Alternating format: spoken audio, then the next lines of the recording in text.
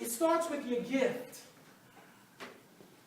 See, I don't like when people call me gifted. How many people have called you gifted? I'm sure, probably everybody in this room. But when people say it to me, I mean, I know people are trying to be, nice. But we're all gifted. What I say is I use my gifts.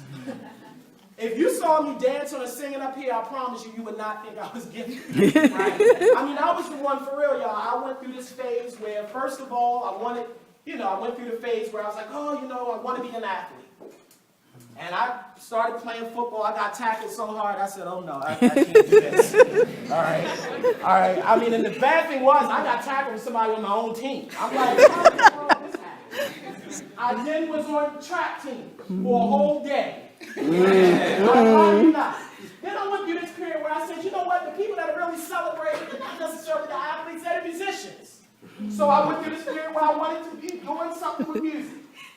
Y'all, I'm not exaggerating. My third grade teacher asked me to quit the music class. That's what he said. I promise you I'm not lying about this. He said, you're loud and you're off key. He said, it's not so bad you're off key. He said, you're so loud you're throwing everybody else off. So I realized, all right, this ain't going to work, y'all.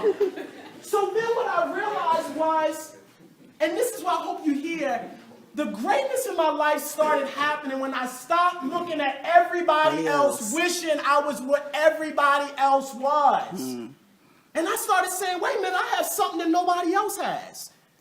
Do you know that you are gifted to do something that nobody else in human history can do? That's when I realized my own gifts. I might not have been the one necessarily that was picked for the team first. I might not have been the one that was picked for the dance or the singing. But when it came time for a pep rally, when it came time to motivate people, when it was time for somebody to get the mic, they were like, get Darrell. That's when I began to realize the greatness, y'all. Everybody has a gift, but the power of it is stop comparing yourself to everybody else. And I'm not just saying this just to make you feel good. Right at the tip of your fingers, look at your fingers. Look at your fingertips, right?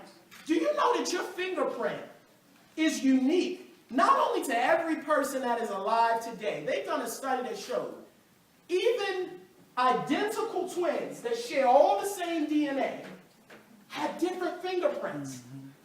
How many people live in the world today, y'all? 7 billion. About 7 billion. How many people, because they've done a study.